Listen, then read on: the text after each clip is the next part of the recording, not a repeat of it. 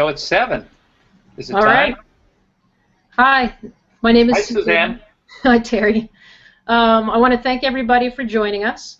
I'm sitting here hosting a Google Hangout with Terry Laughlin, the founder of Total Immersion Swimming. My name is Suzanne Atkinson, and I'm a Total Immersion Master Coach, and I coach triathletes as well.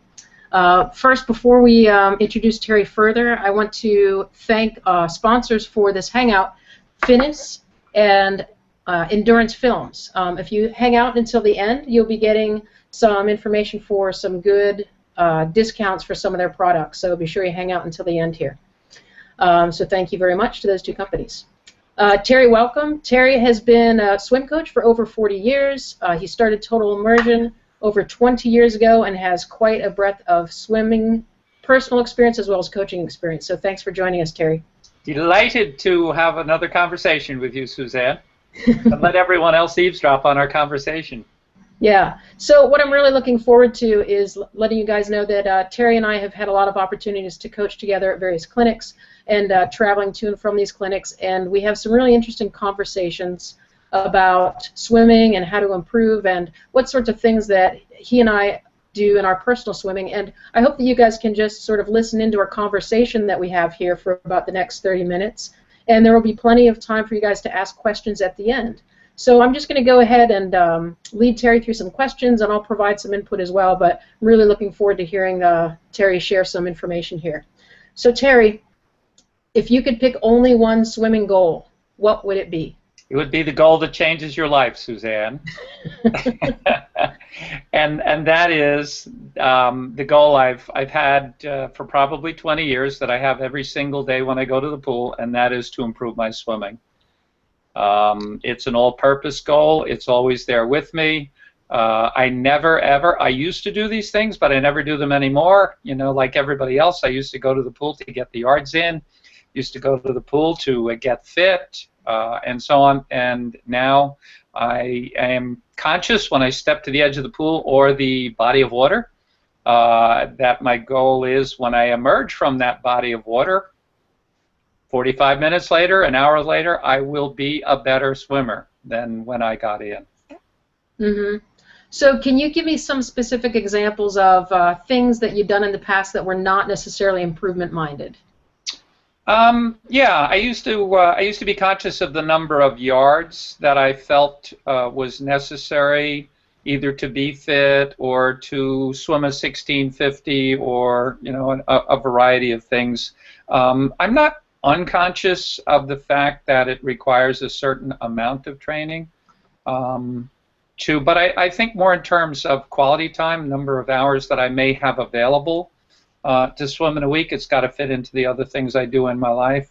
Mm-hmm. So yeah, I was quite conscious of yardage and whether I needed to do this set or that set, and I still do think about certain sets that I want to do, but the preeminent thought in my mind, and it actually was there for quite a while, I think, implicit in my thinking before I really became conscious of the fact that I was thinking this way, that I was really going to the pool, and this is going back 10, 12 years or more, that I was going to the pool every day with the idea that in some way, in the next hour, I would swim better than I ever had in my life.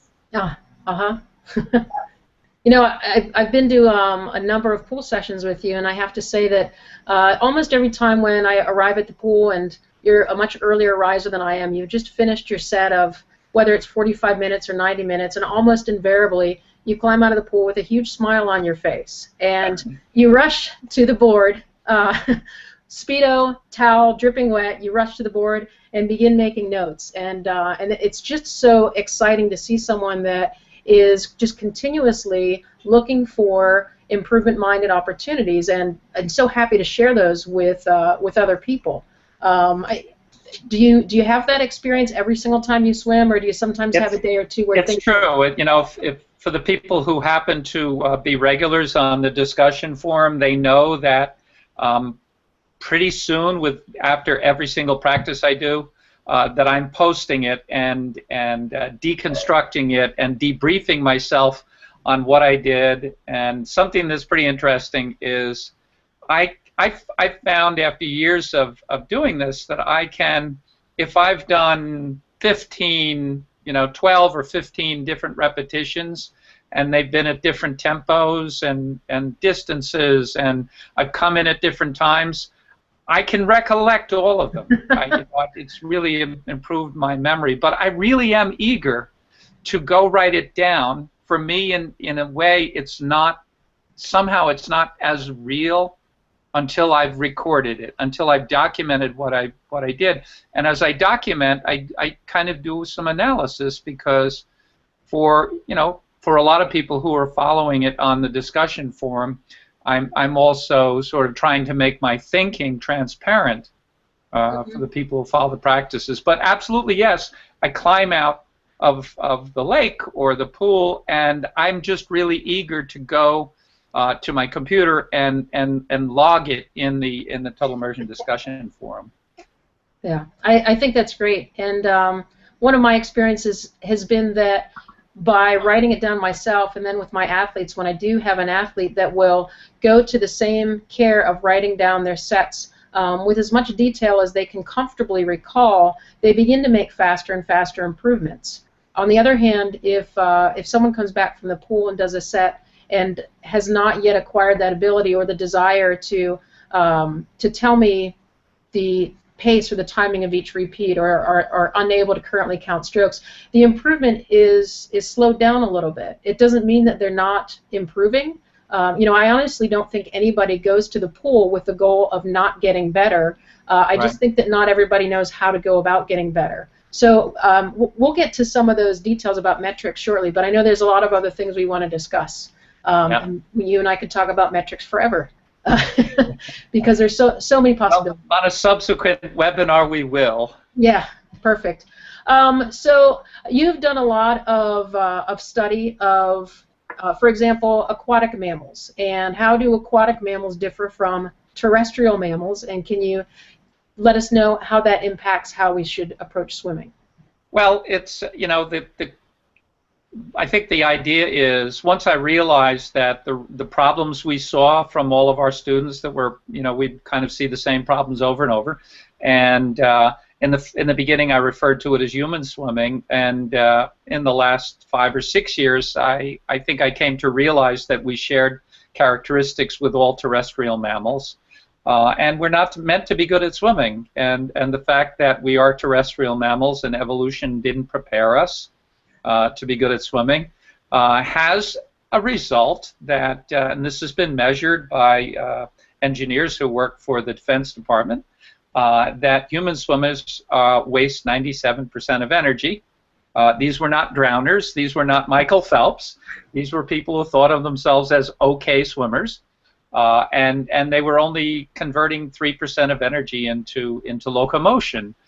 So when you know you're wasting 97% of energy, it really means you have pretty much limitless and lifelong opportunities to improve. I mean, there are just so many things that you can do to reduce that amount of energy waste and be more efficient. Sure. Is there an upper limit, do you think, for improvement of conversion of efficiency into forward movement in the water? Well, certainly there's an upper limit. They've said that the most efficient swimmers on Earth, elite swimmers, are somewhere short of 10%. But I think functionally, I personally don't feel as if I will ever reach that upper limit. And in the 24 years I've been teaching and practicing TI myself, I have yet to glimpse the limit of my improvement. I swam in a lake just about an hour and a half ago, and I was focused in a very specific way, as I always am. My focus today, I was swimming, it took about 10 minutes to swim across the lake, and for each of those 10-minute laps across the lake, I did two things.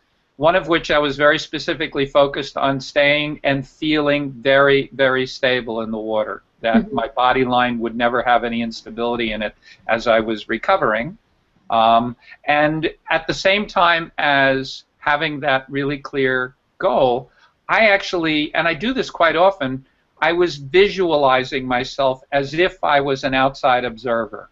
You know, in other words, there was a picture of my stroke as I swam in my head, and I was visualizing it and connecting and comparing it to the sensations I had. And it felt awesome. Every single stroke felt awesome. Yeah. But there wasn't one stroke where I didn't feel I can make this a little better, and on the next stroke I will. Yeah, that's fantastic, and I really like that mindset. You mentioned the idea of being an outside observer. A quote that I've run across twice within the last 2 weeks or so of just reading completely different sources. How does it go? The athlete feels and the coach sees. So the swimmer. I combined those, didn't I? What's that? I said I was both athlete and coach since I was feeling and seeing. Exactly, and that's exactly my point. I teach a weekly master's session, and one of my favorite things to do is to find a really non-technical, simple improvement for the warm-up set or maybe a drill set. And a lot of times I'm able to phrase something in a way that maybe they haven't heard or read before, and it has to do with what I'm observing about how they swim, and they don't currently have a way to feel that in the water. And I'll just give a specific example of that sounds kind of similar to what you did. But a lot of people will do a drill, whether you do the TI skating drill, or if people have heard it referred to a different way as the side kicking drill, or the one-arm lead drill, or statue or the not on your side kicking drill, or the not on your side not kicking drill. Right. any version of that. So this is the cool thing. It works with any version. A lot of people will do that, and they'll kick hard enough to maintain forward movement, but that kick itself results in sort of a rocking back and forth of the upper body. So they're kicking, on their side or slightly on their side, and their shoulders are doing this the whole time. They're ratcheting. Yeah, and that's something I notice. I notice quite often. I don't do this so much anymore, but I used to have people do a lap in skate, so what essentially was a lap of kicking. But even if it was only 10 meters or so, I would look to see if their shoulder was ratcheting back and forth. I would call their attention to it and say, notice that. Right. Bring your attention to that. Notice that. And what can you do to calm that down? Yeah. And so that's really great because it's an outside observation, and just by pointing it out, most people can fix it very easily. It just is something that they hadn't focused on before. And and your comment about swimming in the lake today and imagining yourself as an outside observer and trying to keep your body stable the whole time, that's a perfect example of self-coaching. Yeah, and actually that's an evolution, because I used to spend a lot more time, probably as many other people do, visualizing Shinji from that video that 4 million people have seen, and I think probably a lot of people take a mental loop of that video to the pool, and so I used to spend a lot of time visualizing Shinji, and from time to time I will, specifically his toe flick, his very light, very compact toe flick. But now I find that I'm much more likely to be visualizing myself. I have seen some video, but it's not video that I've seen that I'm visualizing. I'm really connecting the sensations I'm feeling and creating a visual moving image as if I was watching myself. That's fantastic. And I've started to do more of that myself. I do want to get back to some of these sensations, because I think that people can really gain a lot from hearing some specific sensations, that they can go straight to the pool tonight, or if you're on the West Coast tonight, or tomorrow, and try some of these things out. But you and I had wanted to cover some other things that have to do with improvement. And again, like I mentioned before, I don't think anybody goes to the pool not wanting to improve. They just don't know how to improve. And there is frequently a struggle when people see that their speed has plateaued, or their ability to execute 10 by 100 repeats on a 140 send-off. They're just not getting better, and they feel stuck, and they get very frustrated at that point. What in your reading, you had mentioned some information about chess masters and a growth mindset. What can we learn from that? Well, when you talk about people who you don't believe, and I agree with you, that people are not really going to the pool with an idea of not to improve, but I think that the mindset you have at the pool, where you're swimming in the way I am and you are, on a routine basis, and it just becomes natural to do it. It starts before that. It starts with the cultivation of a larger way of looking at yourself, and so there's been, when I started reading about this in the late 90s and early aughts, that I found that there was already about 25 years of really serious academic research, and what this research was into was, is there a gene for excellence? And what they found was, no, there's not a gene for excellence. There are natural advantages people have in a lot of things, but in almost any discipline they looked at, it's, no, it will surprise no one that the vast majority of people are underachievers. And one way they put it was that people get to the okay plateau, and they might be working at something for 3 months, 4 months, 5 months, and they're improving a lot, learning a lot, and then they get to a certain point after a period of months, and they just stop improving. Now, why did they stop improving? And when they did a lot of interviewing and deep study of this, they found out that, one, because we tend to consider ourselves average. Why shouldn't we consider ourselves average? And we don't really feel like we sort of have the stuff to rise above, to really be distinguished in a certain way. That's part of it, and part of it is just complacency. That's why they call it the okay plateau. You feel like your skills are good enough to get the job done on some level where you're not completely dissatisfied, and so on. And so what is different about the small number of people who don't get stuck on the okay plateau? And so you were talking about chess masters, and one of the best studies about that was described in Scientific American magazine about 5 years ago. And what they do is that cognitive specialists often use chess as a place to study cognition and how people think about things and so on, because obviously it's a really mental sort of activity.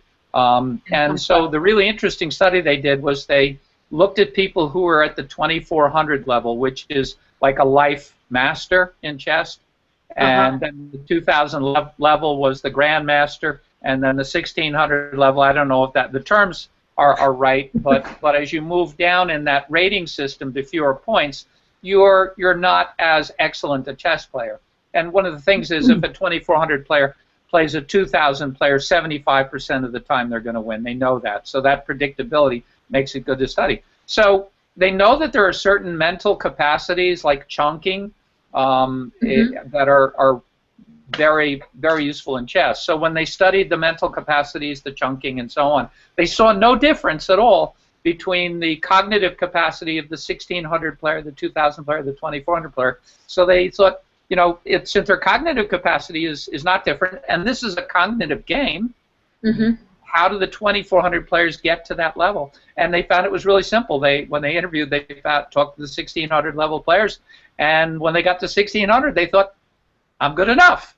The 2000 level players, the same thing, and the 2400 level players never had that thought. Even at 2400, they still didn't have that thought, I'm good enough. So they were just constantly hungry to get better at the thing. So that seems to be inborn in certain people, right? Because it's not there for everybody. Why is it there in the small number? But I think the empowering thing is that once you're aware that all it takes is that thought, that I can improve limitlessly, and if I just maintain that idea, keep that idea alive, I can improve. Well, you will. It's so empowering. That's fantastic. And going back to swimming, I think it's an amazing vehicle, all right, for putting that to work, because we're not supposed to be good at swimming.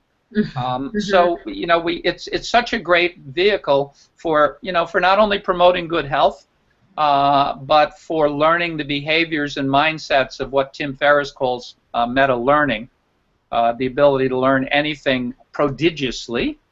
So that's why I love teaching and practicing swimming. Once we crack the improvement code in swimming, we can apply those lessons to anything else. Yeah. Well, so just listening to you to talk, and you and I have had these chats often, and that's one of the great things about being able to get together with with you in particular, but other swim coaches, is throwing these ideas back and forth. I'm constantly getting new ideas, and what I'm picking up tonight is kind of a new baseline framework. So we've already talked about the efficiency range and how humans are not supposed to be swimmers, and the efficiency range can be between 3 and 10%. And so, a new okay average swimmer might be 3%, and Michael Phelps might be 10%. So there's a range of improvement opportunities there. So that's one thing that I think is really important to understand, is that getting better is not just about fitness, but the fitness that you need to sustain those efficiency improvements will follow if you're constantly rehearsing those more efficient patterns in the water, right? Right. So that's one really important thing. And then the second really important thing layers on top of that, and that's the idea that once you reach your initial goal, let's say you want to swim a sprint or an Olympic triathlon leg in 30 minutes, and maybe you think, well, that's good enough, now I can focus on other things. But if you want to continue improving, there's no limit really. Maybe you've improved your efficiency to 4.5 or 5%, and you've maxed out your fitness at that efficiency level. Well, there's still even let's take that example you gave, that someone has gotten to the 30-minute level in that swim. Maybe it's 1.5K, I guess, is what you're referring to. And that could be any number. It could be 24. Yeah, without going any faster, there's a lot you could work on there. Which is, can I do it more easily? Can I navigate better? Can I reduce the emotional stress and the pressure that I feel? Can I be more comfortable in every way without necessarily trying to go 29 minutes? And then you do that, and then one day you come out of the water and the clock says 29 minutes or 27 minutes, even though you didn't try. Right. No, that's perfect. That's a great example. So let's move on to some specific things about what to improve. So I think we've presented a good case that everyone can improve and that it's a good goal to have. And by doing so, are the underlying goals that may seem more superficial, such as speed, will come more naturally. They just happen. What's that? I said they just happen then. They just happen, yeah. It doesn't. It's like voodoo. Yeah.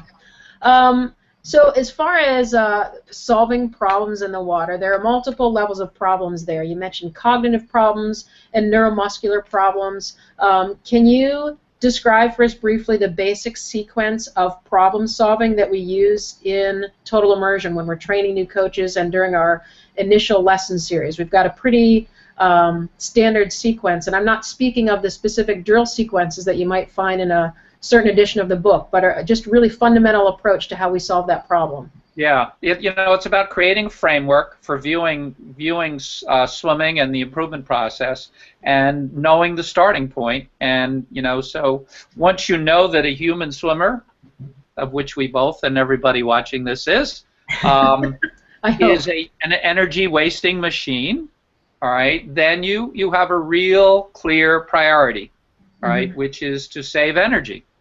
And another phrase I like is that we are not only an energy wasting machine, but the human brain is an absolutely awesome problem solving machine. So you've got the tool, you've got the tool, and it's not limbs, lungs, and muscles.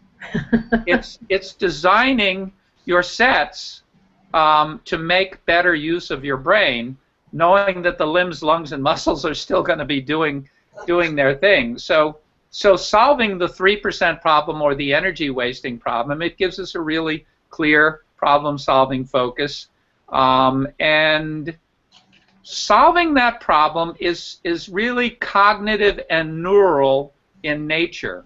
All right? You have to, by cognition I mean just training yourself to be focused, training yourself to be more aware so that you notice things that have escaped your attention before, so that when you notice, you're able to, on the fly, analyze and sort through certain possibilities and think strategically about the possibilities for why I'm getting this signal, what it's telling me, and what is my solution process for this. So that's cognitive, developing the ability to think clearly, strategically, in a targeted way while you're in swimming, or even just at the end of the pool to think, what am I going to do next? Yeah. Or before you go there. The decision making that we have, rather than just go to the internet and download one more workout, right? And just sort of follow that heedlessly. Yeah. But to do this, all this strategic thinking. So it's cognitive, all right? And the second level is that it's neural, because the only way to solve an energy waste problem is to improve your skill, improve your efficiency, improve the way you do the big and little things in swimming, and that really is, it's about changing the infrastructure of your brain, creating new neural networks so that your hand goes in through a mail slot instead of slams down on the surface, and 60 other things that can make a difference in energy saving. So it's it's a cognitive and neural process, not a muscular and aerobic process. And I think the other thing that we have to be aware of, but also is incredibly healthy for us as mature individuals, because it's good for the mature brain, is that all of this stuff I'm talking about is 100% counterintuitive, right? Yeah. This way of thinking, it goes against the grain. It's not following conventional wisdom. It's thinking outside the box,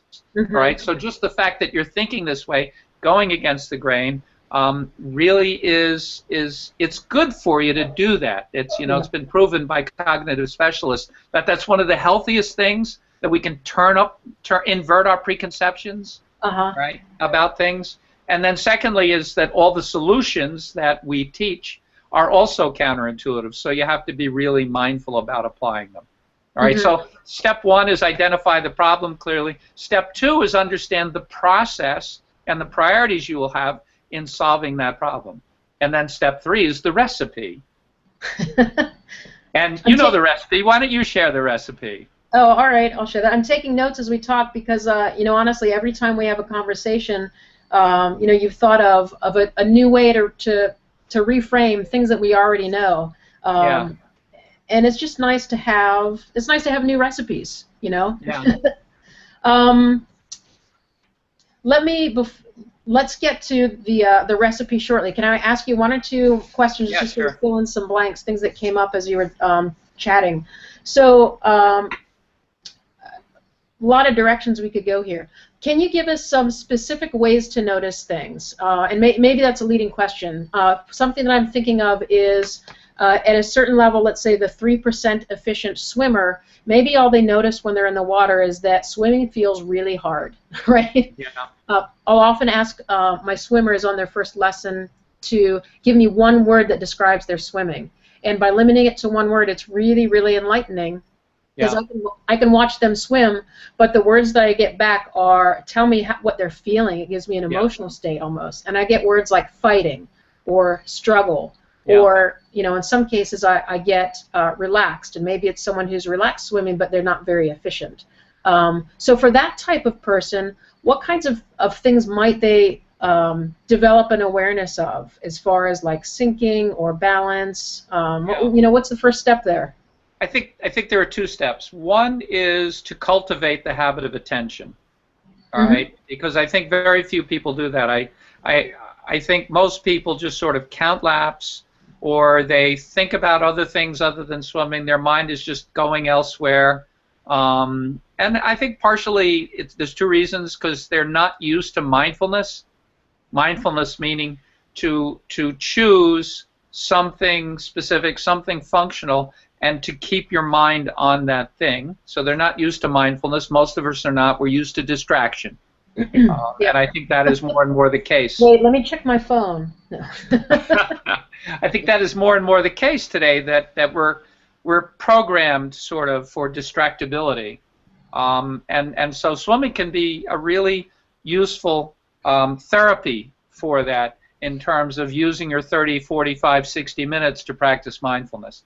Right? So often in open water, what I have people do as an exercise, and this is something you can particularly do in open water, is you're usually surrounded by a beautiful environment. And I ask people for 5 or 10 minutes to just swim, and when they take a breath, to notice what they're surrounded by. Yeah. I was swimming in a really beautiful lake earlier, and it was under the Shawangunk Ridge. And the ridge was to the west, and that was my left as I was swimming in one direction, and my right as I swam the other direction. And I just made it a point to observe and enjoy the beauty of the ridge as Yeah. I took a breath on that particular side. Mm-hmm.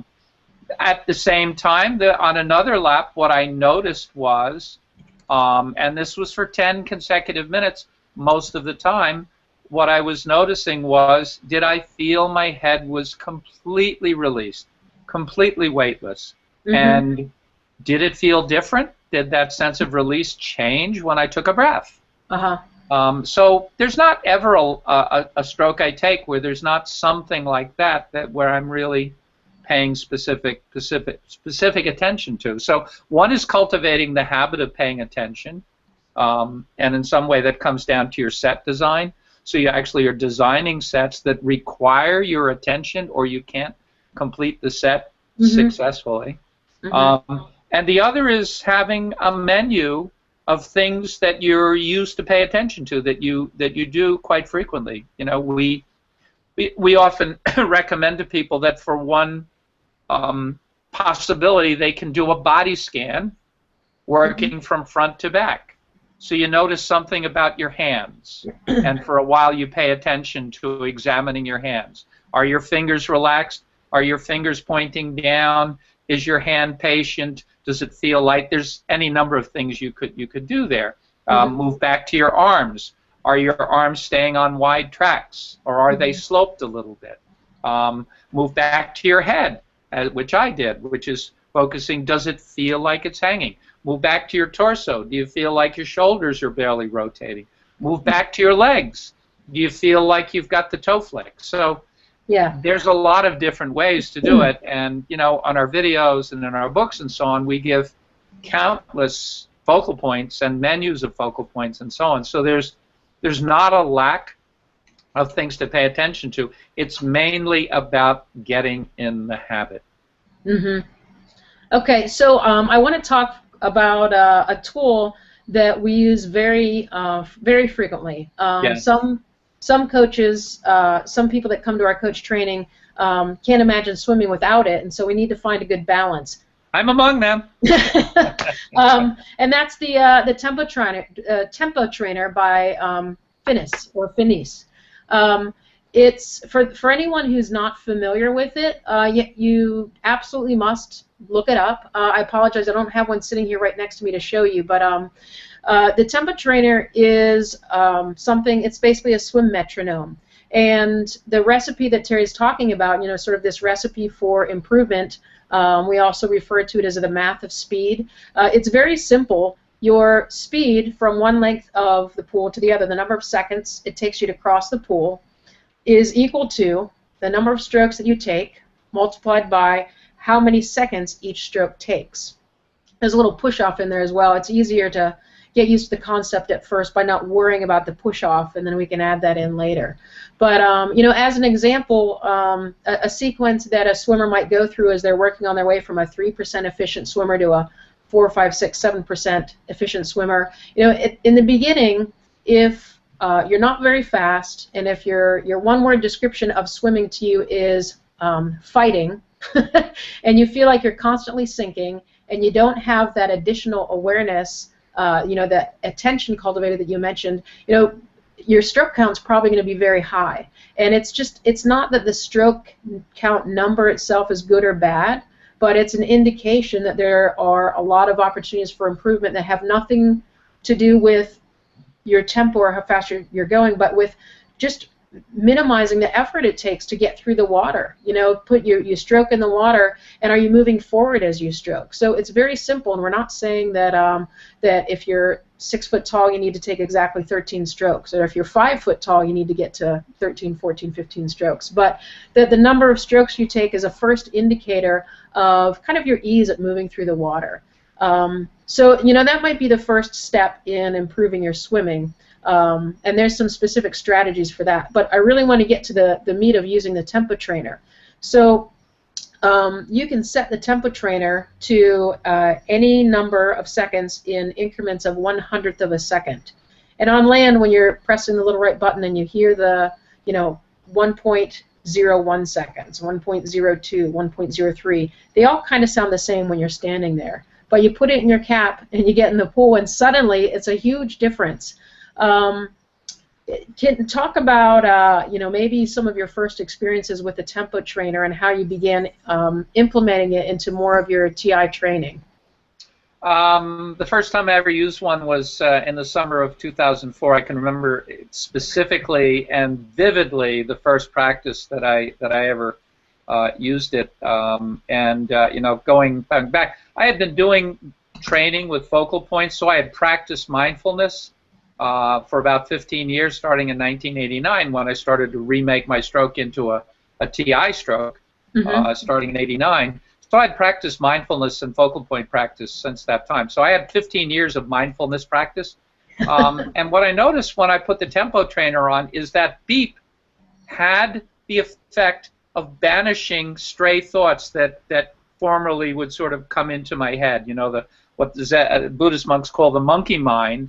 Even though I was very practiced at mindful swimming, I still would have these stray thoughts, you know.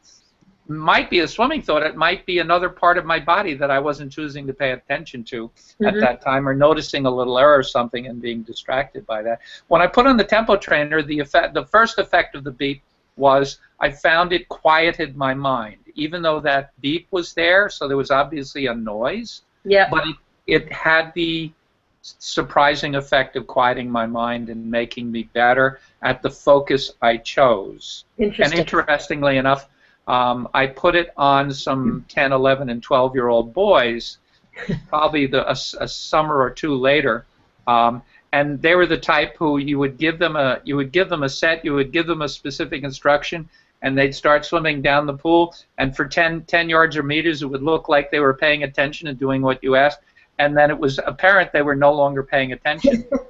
And the first time I put it on these boys, all of whom, as most boys that do that age, had something like ADD. They swam 800 continuous meters with what looked to me like purposeful strokes. I had never seen anything like it. It was miraculous. Their parents. So that was the first thing. But then the next thing was the math of speed, I guess the thing that has the big takeaway for me for the tempo trainer is until I used it, and probably like most people do, I would push off one end of the pool, and I was swimming in a 50-meter pool, so it's a long way to the other end, a lot of strokes, and quite a bit of time to get there.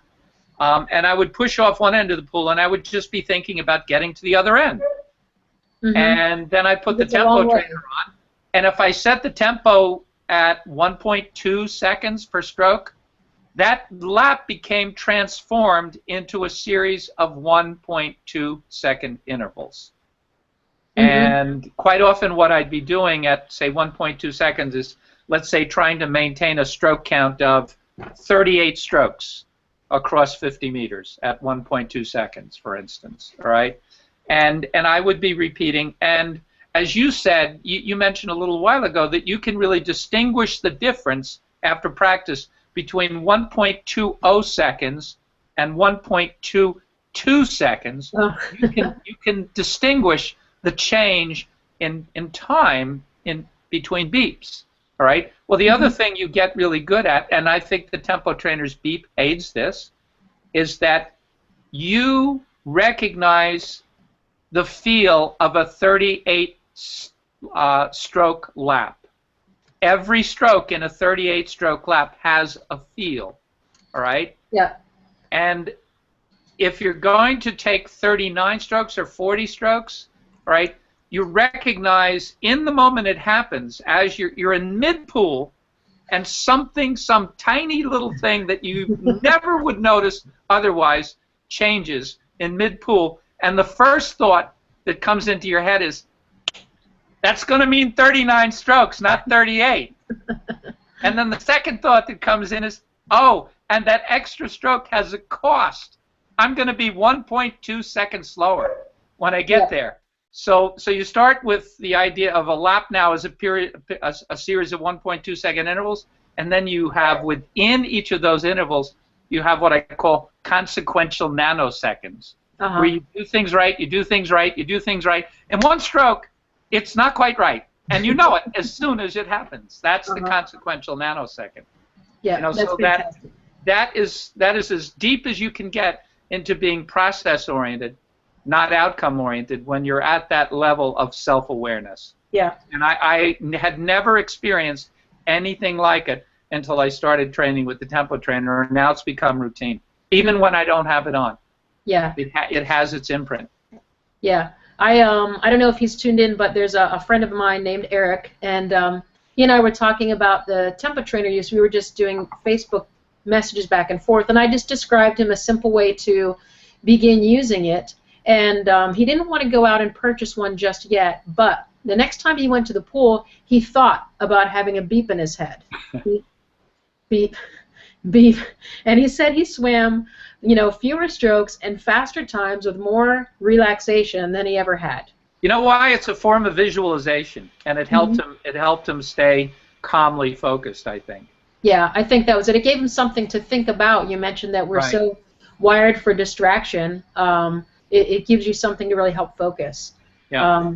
So do you think everybody tuning in, do they need to have 15 years of mindfulness practice before they can start using their tempo trainer? No, you can vastly accelerate that process. If I had understood what it would do for me, I would have started much sooner. Yeah.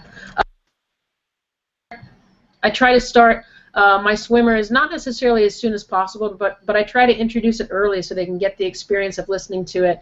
And I don't want anyone listening to think that they have to be the tempo trainer ninja like you are when they use it. But there's a lot of ways to use it that are much more easier to access and appropriate for every level. We use it in our weekend workshops on the afternoon of day one, and it can work great. Yeah, well, one bit of advice I would give people who are about to start using it is don't worry about numbers at first. Use its capacity to strengthen your focus.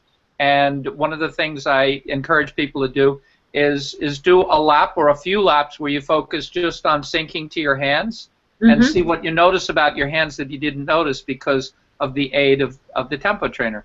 Yep. Then do a series of laps where you focus on sinking to your hips, the movement of your hips. Yep. Then do a series where you focus on the feeling of your feet and sinking.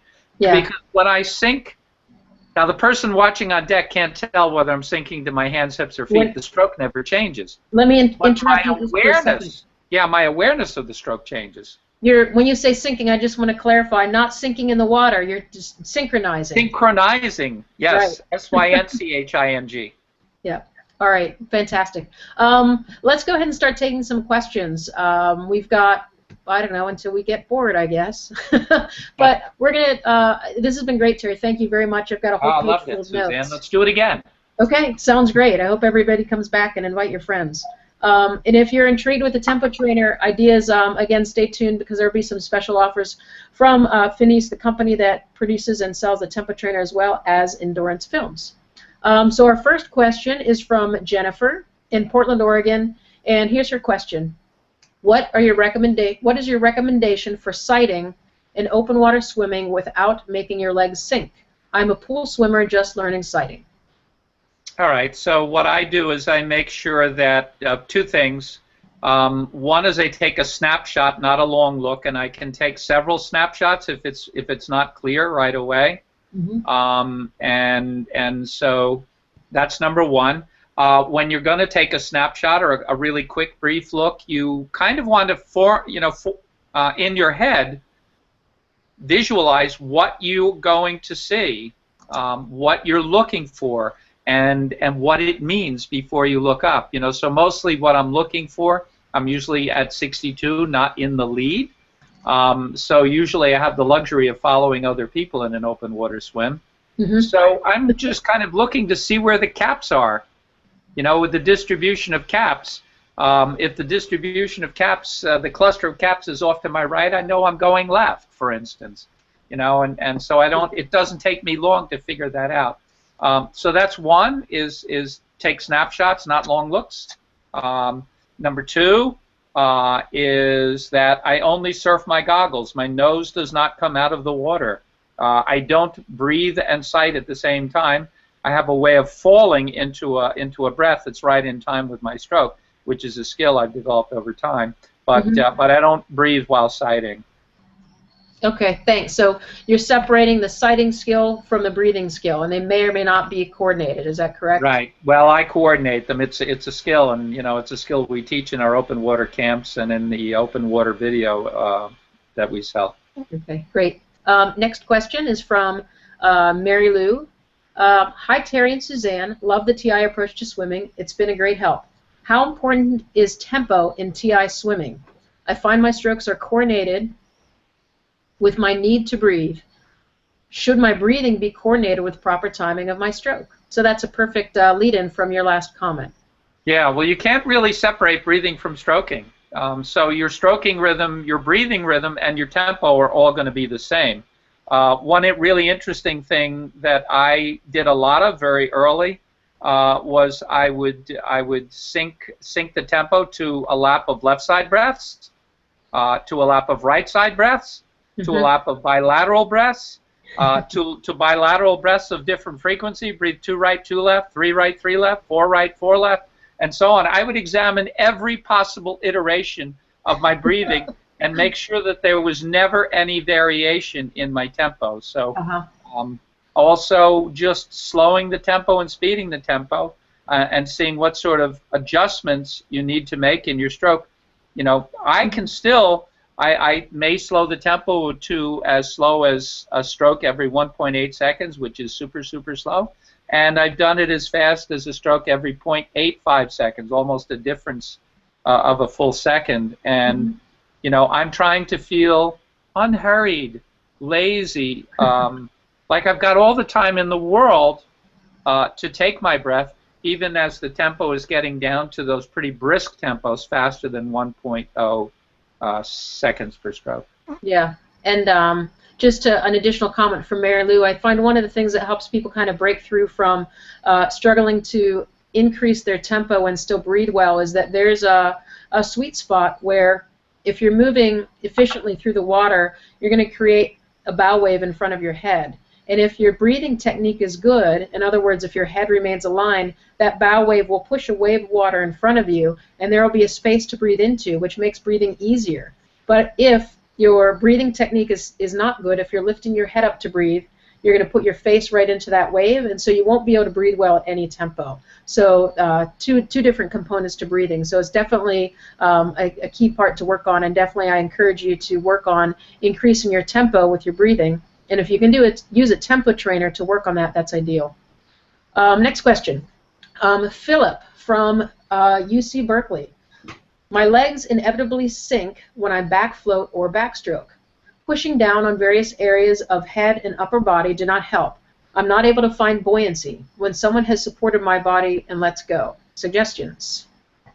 Well, Philip, I'm going to be out in Berkeley in March and April, and if you're still struggling with it, maybe we can get together. I'll probably be in Berkeley for a month or 6 weeks or so in March and April. But I think that the starting point for feeling supported, for having a good balanced body position, the starting point is always head position. And so what we are looking for as coaches is how much of the head is visible above the water. We want to see just a very small area when we're teaching someone position for freestyle and breaststroke and the other strokes that you swim on the breast. We want to see just a very small circle of the back of the cap above the surface, and at the same time we'd like to see little wavelets pass over that that little bit of cap. All right, we neither want to see the head exposed all the time, nor do we want to see the head submerged all the time.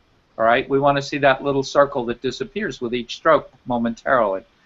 Turn it over on backstroke, and the equivalent for that is that all that should be visible above the water is your face.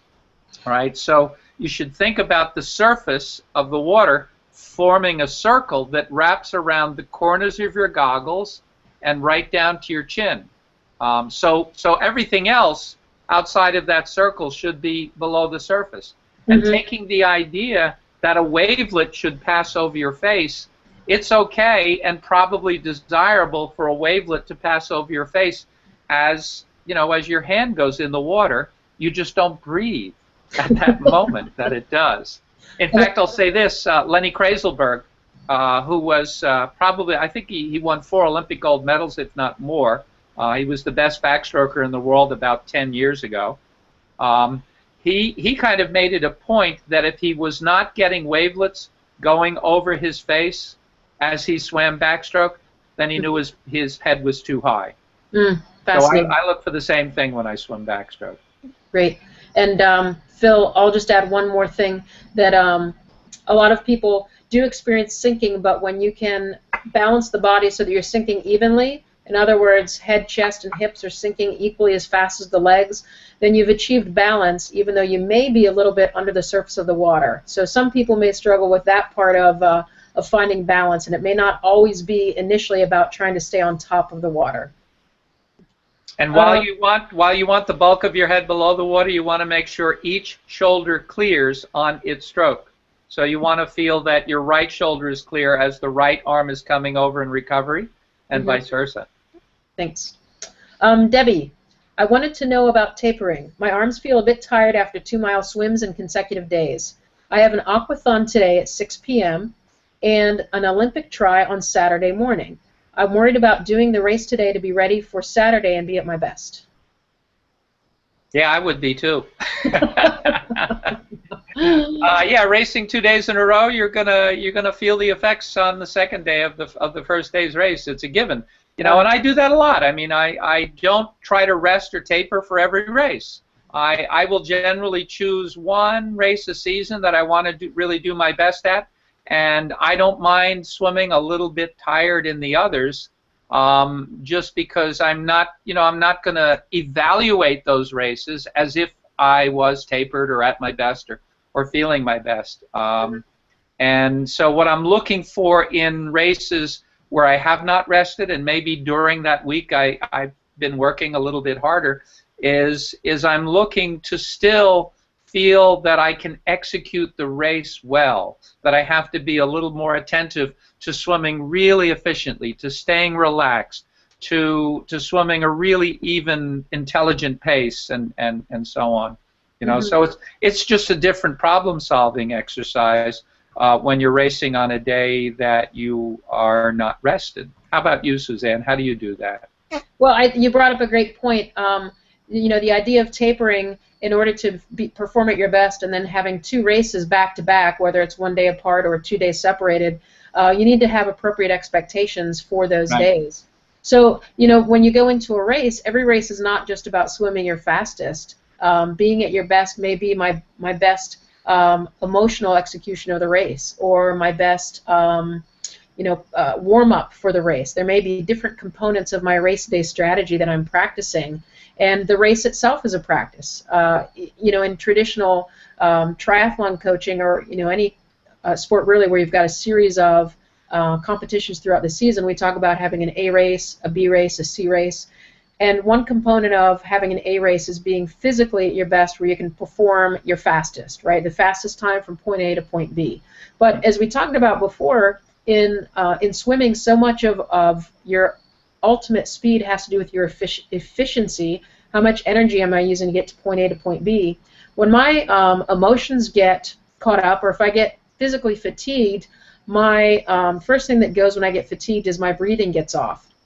And that creates this sort of internal panic, or this internal anxiety that things aren't going well, and then my stroke further deteriorates. And so that's a specific skill that has absolutely nothing to do with my physical conditioning, and everything to do with developing awareness in a race or competitive setting. So you talked about awareness in the pool and developing that mindfulness, and a lot of different strategies for that. You know, when you're in a race, you can also approach it from the perspective, can I maintain mindfulness from the start of the race to the finish of the race? Or is there a part of the race where I know that traditionally I tend to fall apart? You know, for a lot of people that's about 2/3 of the way through, you know, whether it's each leg of a triathlon or from the finish of the race, that last little bit before you can start to envision the finish line tends to be the emotional low point. Like, oh, I'm tired. How much longer is this going to last? Can I make it? When can I speed up? Have I used up all my energy? What if something bad happens? And so managing the emotional and the attentiveness is another really good thing that you can take into each race and really benefit from and feel like you're getting being at your best for the race. You may not be physically at your best, but you can be at your best by working on those other strategies as well. And I guess, I would just add one more thought on the tapering thing, which is that, just gentle swimming, really, really gentle swimming. We are trying to feel absolutely awesome, the best you can be, silky magic, as Suzanne sometimes refers to it. That can be really restorative. I think can put some physical snap back into your swimming pretty quickly, but it just puts you in a great state of mind, and there's nothing better than going into a race in a great state of mind. Okay, next question is from Janet Jarvitz. When the water temperature is not an issue for the swim leg of a triathlon, when should you choose to wear a wetsuit? That's a question for you. I don't own one. I own one, but I haven't worn it for several years.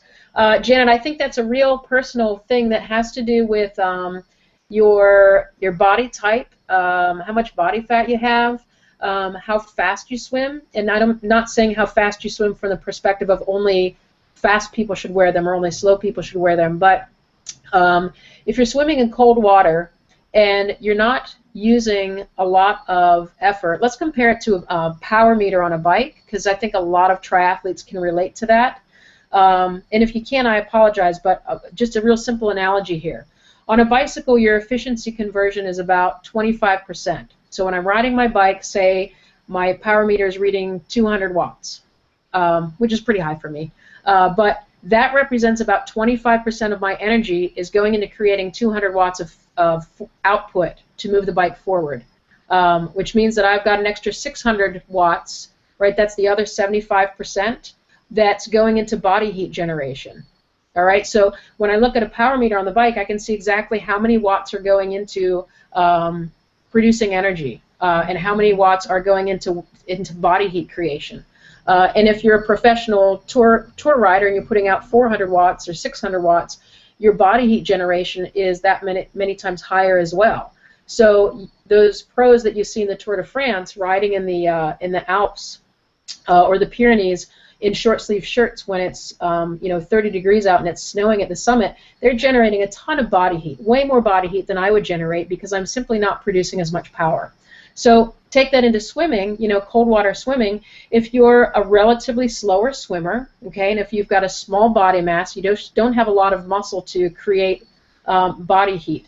Everybody's going to be creating excess body heat because swim efficiency is so low, the 3 to 10% ratio. So 90 to 95% of your energy is going towards creating body heat. So the faster you swim, the more body heat you're creating, so the less likely you'll need a wetsuit. So that's one aspect of it, and you're only going to figure that out by experimenting in different cold water settings. Obviously, the less body fat that you have, the less insulation you have. So do you typically see open water swimmers, English Channel swimmers, where they don't wear wetsuits, tend to be a little on the beefier. Zoftig. What's that? Zoftig. Yeah, they tend to have a little more body fat, and they allow themselves to gain weight deliberately, and that's for heat insulation. So it really depends on your personal desires, and some people just don't like the cold water touching their skin. So can't give you a good answer on that. You're going to need to go in on your own and figure out which of those elements apply to you. Do you have a low body fat percentage? Do you tend to ride lower in the water? Do you not swim very fast? You're not creating a lot of body heat. So what benefit do you get from the wetsuit, and what are you hoping to gain by wearing it versus not wearing it? All right. Jesse Gay from Reed College. Can you talk about the adjustments to the TI? Alma mater of Steve Jobs. Did he go to Reed College? I don't know if he had graduated, but he went there. Okay. Jesse wants to know, can you talk about the adjustments to the TI freestyle that tend to be made for different body types? For example, it seems like coaches Gaddy, Terry, and Shinji each have their own variations on TI swimming. I'm fairly tall and thin, and I have varying results depending on whose style I try to emulate. That's a terrific question. I've been asked many times about why my entry and extension angle is shallower than Shinji's. And when I explain to people the difference I give is that we do have very different body types, Shinji, relative to me, has a very long spine and relatively short legs, which means he is much better balanced in general. But I don't think that's the primary reason. It's just that Shinji is more grace-oriented, and I'm more speed-oriented as someone who races a lot. And so my stroke is,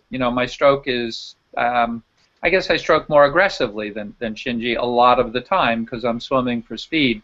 So I'm reaching out more, I'm trying to get the catch sooner, and so on. And I'm not even explicitly and consciously thinking those things. I'm stroking in a way that generates more speed. But generally, the advice we give people if they struggle a bit with balance is that their entry angle and extension should be a little steeper, a little more sloped.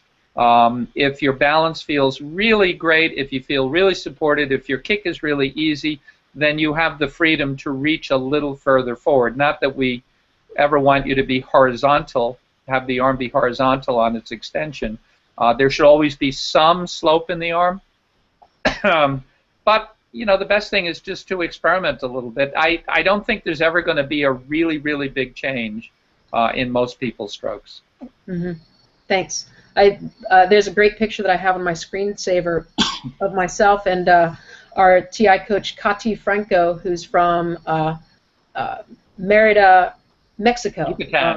Yucatan, yeah, near Cancun. And Kati and I are about the same height. I'm 5'3". She might be 5'2 3/4. Typical female body fat distribution. And we both have very short torsos with long arms for our height. Now my arms are short, but compared to how tall I am, they're about 2 inches longer than my height. And Kati and I both have almost identical underwater swim profiles without consulting with each other. And I was shocked when I saw underwater video. And it's like you mentioned, my entry is much more horizontal and flat than other people because I can get away with a shallower arm entry. Yeah. Because my balance is a little bit better. I have a little bit more natural buoyancy in the back end. Yeah, the fact that your wingspan is greater than your height usually goes along with good balance. Mm-hmm. Yeah. Okay. Let's see. When learning TI, this is from Don Nowak or Don Novak. When learning TI, should I avoid full stroke swimming, or is it okay to spend part of my time doing drills and part swimming laps? What do you think, Suzanne? Well, I think that's a great question, and it's very individual. Everybody learns differently, and I think that if you are doing drills and you are continuing to see improvement in the drills and you're enjoying it, it's fine to continue doing them. If you've got a race coming up in 2 weeks, if you've registered for a half Ironman, and you're still doing drills and you're on lesson 3 and you haven't moved past it, well, then you should accept what your stroke is right now and start doing full stroke to get ready for your race. Now, I'm not saying that you need to give up everything, but the point is that everyone is going to get different things from, let's say, the 10-lesson series, the Perpetual Motion Freestyle DVD. A lot of people will start with lesson 1, work on that for a week or 2, move to lesson 2, move to lesson 3, and they'll be very resistant to moving past the lesson until they master it. And the truth is that, for exactly the reason we just discussed, people have different body types. They're going to have different successes in accomplishing certain things. So, for example, lesson 2, I believe, in that series is core balance, which we don't always do in private lessons or workshops, but core balance is with your arms at your sides, leading with your head and gently working on torso rotation. Can't really see me on the camera here. Torso rotation in the pool. Now, if you have flotation in the back end, all right, and short torso, that's going to be a fairly easy drill. If you've got really lean legs, a lot of muscle mass in the legs, and low body fat, that's going to be a very difficult drill. There's no reason you can't move right past that and move on to the next thing, because as you start to incorporate additional pieces of the full stroke, it's going to feel easier and easier. So that's one thing. You don't have to do the drills in order. The other thing is that we've really gotten away from doing all drills and then stroking at the end, because most people are able to integrate, if I give you one tip about head position, you can immediately take that tip into your full stroke freestyle and feel an instant difference in how you swim. You don't have to master 10 different components before making an improvement in whole stroke. And it tends to be a little bit more enjoyable. it helps people feel a little bit less stuck if they can do, for example, 10 to 15 minutes of drilling, depending on your skill level. And no matter whether or not you feel like you've mastered the drill, if the drill has helped you increase awareness, like we talked about before, then try taking that awareness into 4 to 6 strokes without taking a breath, because the breathing is going to be another distraction, right? So you've developed an awareness from the drill. Let's just say head position, for example. Start with the drill and then take 4 to 6 strokes. Are you still able to maintain awareness of what your head is doing, with or without trying to correct it? Once you've developed a new awareness of your head position while stroking, now try throwing in a breath. What happens to your awareness now, and what happens to your head position now? And can you regain that awareness after stroking? So we're getting more and more away from drill, drill, drill, drill, drill, drill, swim, and doing more drill, swim, drill, swim, drill, swim. But every individual is going to be different. Do you have anything to add to that, Terry? Yeah, I would have said it pretty much the same when I teach a lesson, when pretty much all of our coaches teach lessons, when we teach workshops, and what we advocate on the Perpetual Motion Freestyle DVD is essentially, if you're going to be doing, say, Superman glide, you might do 4 to 6 reps of Superman glide, and those reps are going to last 8 seconds each. And then you'll do a similar number of reps of Superman glide plus 3 to 4 strokes. And those would all be with a focus on hanging your head, for instance.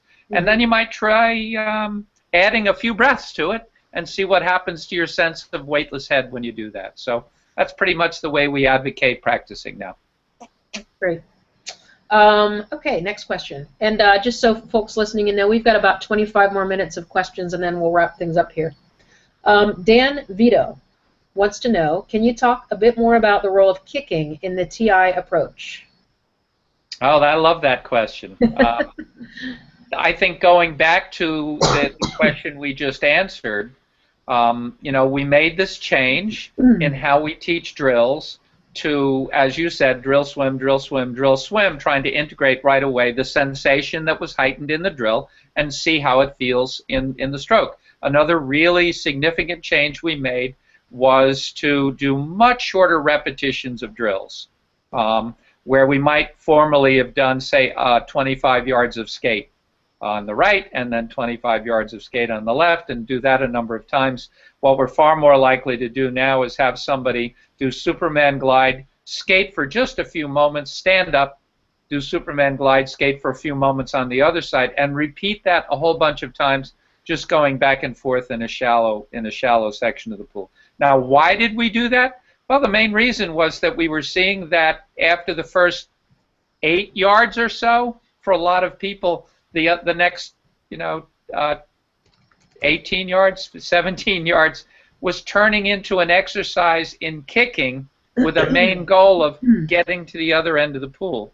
So what we're telling people now is really take care to not have a drill that is about rotating your shoulder a little bit, having your hand sloped a little bit, having your head aligned, and so on, having your whole body aligned, not to have that turn into an exercise that's primarily a kicking exercise. Because what that does is it leaves an imprint of busy, busy legs. And what the default thing we're aiming for now is for anyone whose goals are to swim for fitness, to swim longer distances, to swim in open water, all of those goals, the default choice that we advocate is the two-beat kick.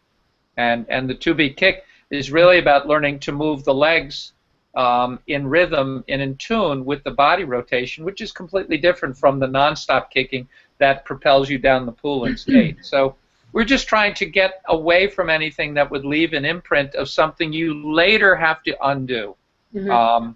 And so yeah, I have not done a kicking set on a kickboard in over 20 years. I haven't even done kicking, quote unquote, on my side, like a full length of skating with non-stop kick. I haven't done that in many years either. I think it's been about 3 years, because I think I was with you the last time you did it. Yeah, and I probably was just doing it to show something, but yeah. I haven't done that in a long time. I want the kick I practice to be the kick I use in whole stroke, and for me that's going to be a two-beat kick, and I don't bother practicing a steady flutter because I don't use it in whole stroke. Just to play devil's advocate a little bit, so there's a difference between a steady flutter, which is somewhat disintegrated from the body rotation, and then a 6-beat versus a 2-beat kick. Where does the 6-beat kick fall in? If I was coaching someone to swim the 100 meters, I would, in almost all circumstances, I would be coaching them to integrate a smooth, seamlessly integrated 6-beat that blended with everything into the stroke. I coached the sprinters at West Point from 96 to 99, and all of them were practicing 6-beat kicking. But if it was all the other things I mentioned, swimming and triathlon, swimming for fitness, swimming longer distances, swimming in open water, for me, the best choice, unquestionably, is the 2-beat kick. Okay, let's move on. This question is from Wayne Suter from London, United Kingdom.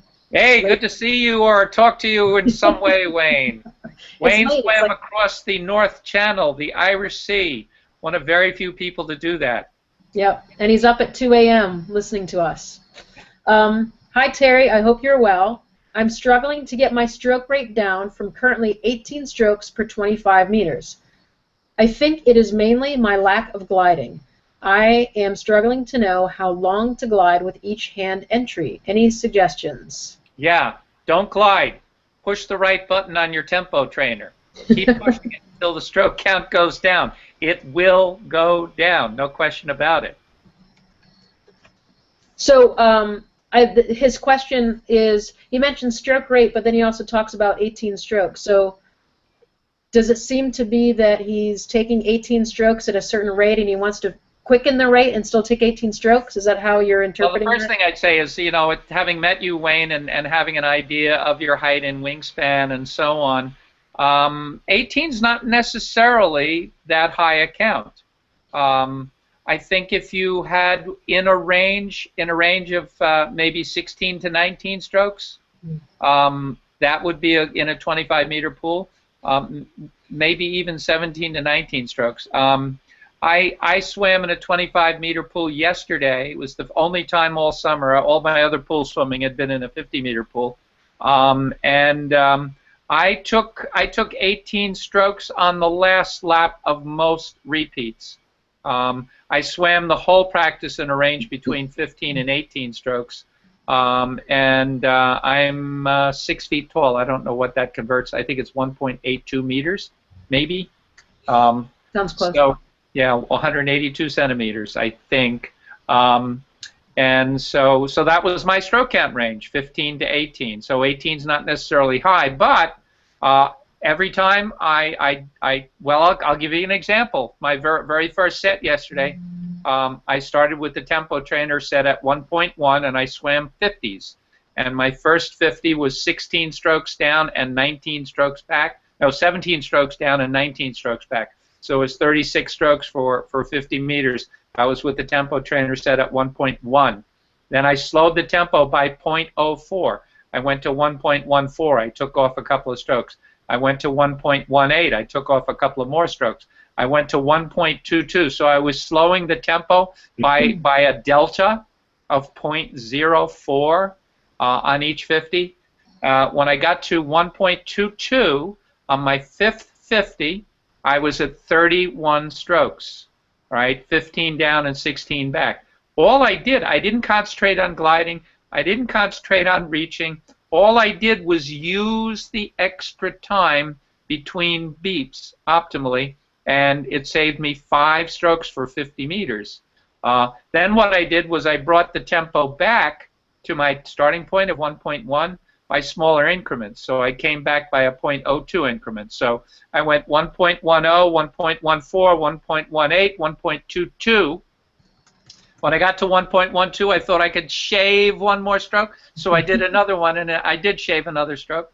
All right. Then I started coming back, but I went 1.20, 1.18, 1.16, and so on, trying as best I could to hold the sense of leisure in my stroke, to hold the sense of a patient catch, to hold the sense of a very stable catch, and so on, very smooth and everything. All those great feelings that I cultivated as the tempo slowed. When I got back down to 1.10, where I had been taking 36 strokes for 50 meters, Before that, I was taking 35, so I saved 2 strokes off my 1.10 tempo just by slowing a bit and then returning to where I started. So the tempo trainer really does have that magical quality of just automatically making you more efficient. Yeah, that set that Terry just described we call the asymmetric tempo pyramid. And Wayne, you can find lots of suggestions on the favorite sets and practices forum on the TI website, and I'm sure that Terry will be happy to consult with you in person as well. There are probably several dozen examples on that conference in different threads of asymmetric tempo pyramid sets. All right, thanks, Wayne. Favorite practices and sets conference on the TI discussion forum. Next question is from Paulo Mendez. Terry, do you recommend the use of endless pools for training? Do they provide a better environment for training than the regular lap pool? Yes, I've been swimming regularly in an endless pool for 10 or 11 years now, and it has, I'm improvement minded. That's what this whole webinar is about, and I could say without, with no reservation whatsoever that my improvement curve has really accelerated during the periods when I was swimming in a concentrated way in the endless pool. However, the one thing is I don't do any training in the endless pool. All the time I do in the endless pool is what I call stroke tuning, which is, again, it's about improvement.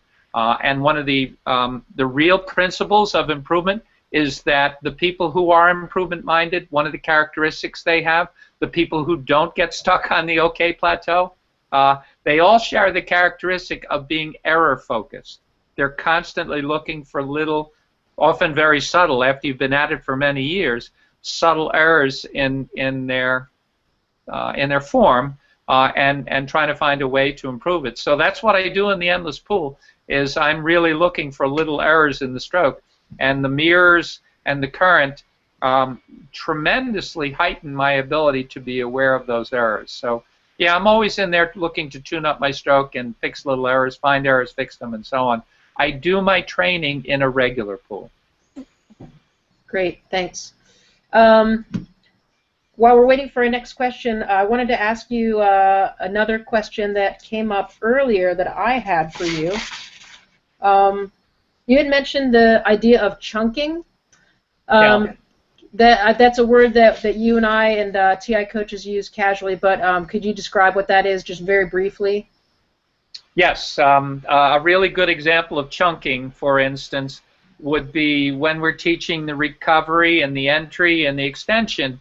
We teach that via a series of focal points. All right. So let's say that we started with the focus on a marionette arm or a ragdoll arm on recovery. All right. That's one focal point. You might practice that for 650s. And then you would advance to the ear hop, the idea that your fingers are just going to briefly hop over your ear and drop right into the water. And you might practice that for 5 or 650s. Then you have the male slot.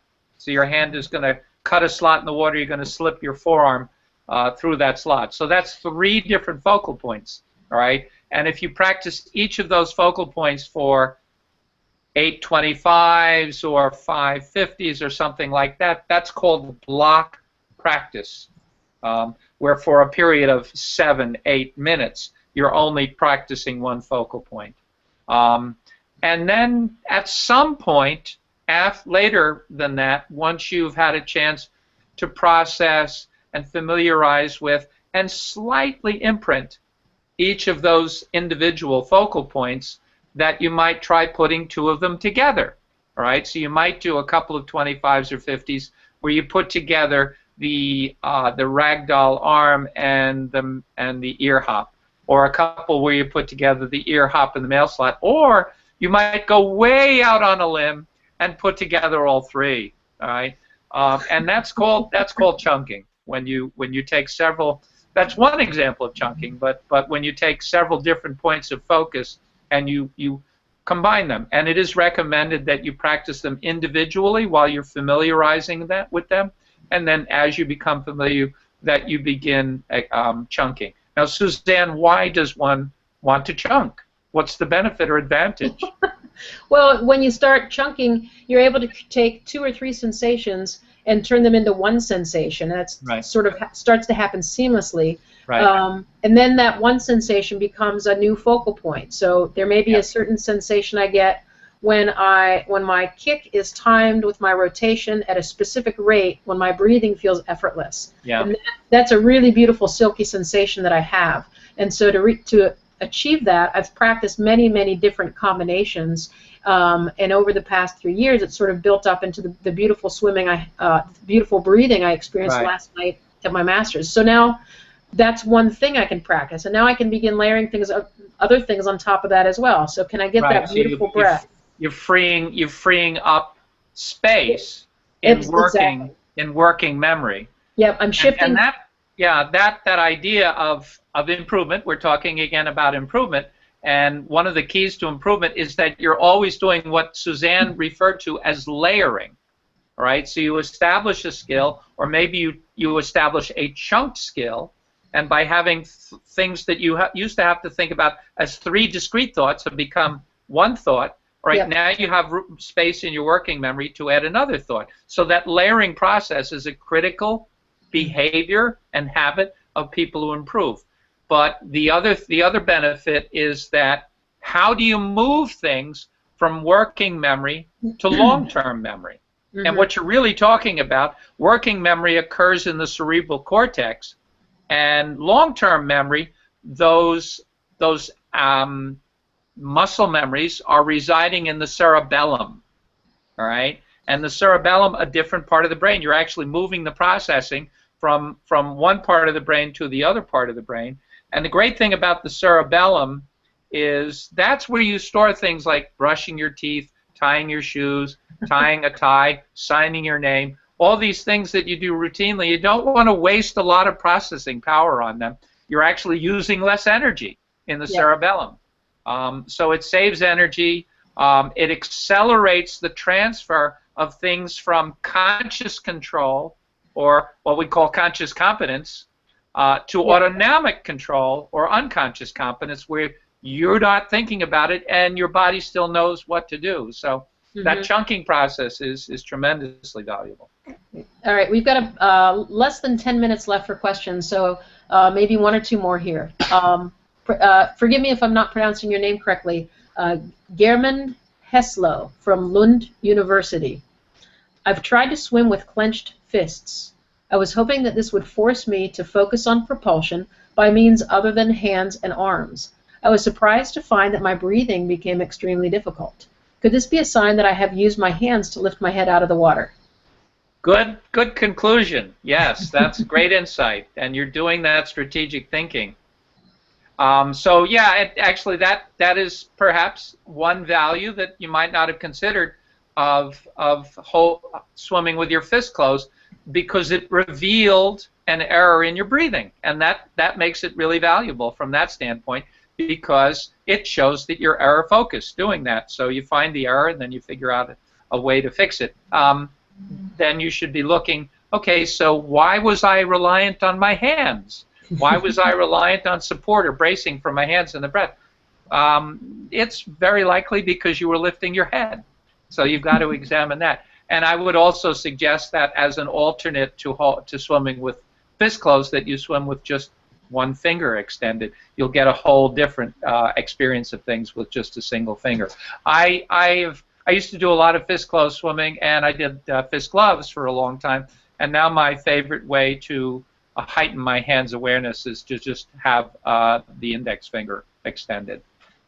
Yeah. Another thing is the breathing technique that you've become accustomed to using. There's probably a little bit of head lifting. There's probably a little bit of pushing down with the hand. Yeah. And when you switch to the fists and experience the sinking, well, there's probably some component of breathing that is a technique element of the breathing itself, not just where your hands are in breathing, but getting comfortable with your face being a little bit lower to the water. One thing that I caution all my swimmers is that when they make a change in their swimming that affects their balance, their breathing is going to feel different. And if someone uses the breathing sensation as their main determinant of whether or not that was a good change to make, they may be limiting their progress. So, for example, you take the hands away and turn them into fists, you're not going to be able to sort of rise up in the water as much if you're pushing down with your hands. It doesn't mean that your breathing's actually gotten worse. It simply changed the sensation that you have. So it's a way of identifying an error, a way of introducing an instability in your stroke so you can find something to work on. And so I want to encourage all my swimmers to not get frustrated when that happens. There's an awareness that they've developed, and I see a range of emotions from anxiety about it, like, oh, I just broke my breathing, you know, so I'm not going to swim with fists anymore. I'm not going to do that drill anymore because now I can't breathe. But, you know, that's kind of a fixed mindset. I'm comfortable here, right? I want to get better with my breathing, but this change I just made broke my breathing, so I'm not going to do it anymore. Yeah. Don't avoid errors. Do things that reveal errors. It's incredibly valuable. Yeah. So we're about out of time for questions, but I just want to finish with your last comment, Terry. Revealing errors. Do things that help errors come to the surface, and that can be any number of things. You can, you know, swim with the fists, or you can do a particular drill, or try a drill that's specifically very challenging to you. Or press the left button on your tempo trainer. Or press, yeah. So by pressing the left button, you're increasing your tempo. Or the right button. If you press it enough times, that will always reveal errors in your balance and stability and so on. Yep. You get up into that range of 1.5, 1.6, 1.7. Mm-hmm. Yep. So don't be afraid to go too slow. Thanks. I want to thank everybody for coming and showing up. I want to thank Terry for helping me host this hangout, and I hope you guys enjoyed it. Thanks again to the Finis and Endurance Films, our two equipment and corporate sponsors. You guys, everyone who registered for this will get an opportunity to download 7 free swimming videos by Terry. Terry, could you tell us a little bit about those 7 free videos, and also tell us about the upcoming Swimmers Academy? Well, first of all, Suzanne, I want to say you were an absolutely Kaizen host and moderator for this talk. It was great. The 7 free videos are going to be embedded in a series of 7 articles that kind of explain the development of form and the history of how we arrived at the rationale by which we arrived at for instance, the BSP pyramid, as we call it, the Balanced Streamline and Propulsion Pyramid. So the videos will be brief illustrations of how each of those skills affect your stroke and improve your stroke. There'll also be some video of Tim Ferriss on there and me swimming, and it's just going to be very entertaining and informative and enlightening and edifying. Mm-hmm. I agree with that. I opted in myself just to see what Terry was up to, and from the time I got the first email, I had a complete sense of relief that I knew that it was going to give me a lot of stabilizing thoughts, a lot of anxiety-reducing thoughts about swimming. Terry, tell us about the upcoming academy, briefly. Well, the Swim Academy, I think it's going to be as groundbreaking as Total Immersion Technique was when we introduced it in the early 90s, and continues to be. It's just going to be an all-new way to improve your swimming and learn about swimming and become a master on the cognitive side and the physical side of swimming to really understand things. It's going to be online coaching, but also online examination of the whole thinking process of swimming. I'm excited about it. We're going to be filling it with a whole range of courses. There'll be a library in there and a range of courses, and you can select, make up your own course or take a pre-designed course. It's going to be worth checking out. Sounds like it. Great. Well, thanks again, and I want to remind everyone to check the follow-up email because there's going to be some special offers in there. Special offers are deals from our sponsors, Finis, Endurance Films. I am also offering a set of swim practices that are TI focused and TI based with some follow-up emails on how to best use those. And there will be a replay. So if you want to watch this again or forward it to one of your friends, please don't forget to check your emails. So thank you very much, and have a great night, and I wish you all much improvement in your swimming. Happy laps. Thanks. Good night, Terry. Good night, Suzanne.